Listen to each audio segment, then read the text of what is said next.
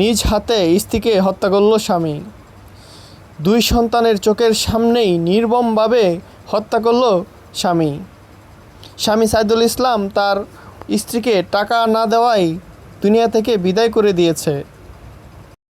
সন্তান ফাঁসি যাচ্ছে বাবার, কেন যাচ্ছে আজ আমরা জানবো।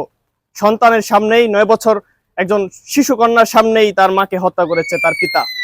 প্রিয় দর্শক, এই ঘটনাটি ঘটেছে গাজীপুরের শ্রীপুরের মাস্টারবাড়ি এলাকায়, গড়গড়িয়া মাস্টারবাড়ি এলাকায়।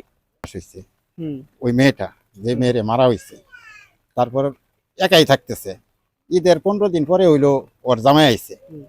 পরে জামাই হওয়ার পরে আমরা এমনি ঝগড়া ফেসা কিন্তু কোনো সময় দেখি নাই, যে মারামারি ওইটা কিন্তু কোনো সময় দেখি নাই। কিন্তু ভিতরে ভিতরে যে এগোর আক্রোশ আছে এটা কিন্তু আমরা জানি না।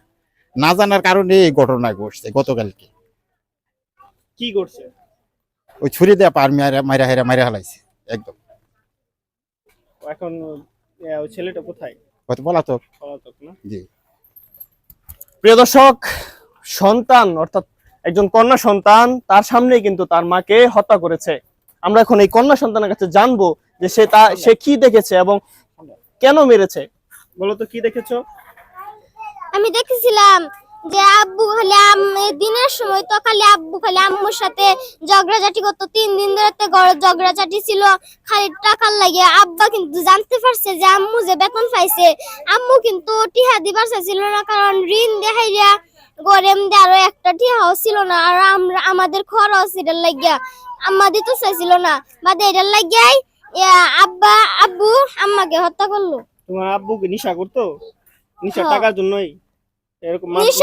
নিশা আগে আমরা গ্রামের বাড়িতে করতো, কিন্তু কয়েক বছর ধরে আর করে না। কিন্তু এবার কি করছে নাকি তাও জানি না। কিভাবে মারছে তুমি দেখছো? প্রথম বেলা মুহের মধ্যে দইরে হাইরা নিচে নামায় হাইরা গড় দিয়া বাদে ছুরিটা উল্টা বা দইরে হাইরা বাদে হার দিছি। তুমি কি নিজের চোখে দেখছো? বিশ্রাম যে দিছে এটাও দেখছি। ফাঁসি হোক। তুমি কি চাও? ফাঁসি। কেন ফাঁসি চাও? হ্যাঁ। তোমার আম্মুরে মারছে এই জন্য?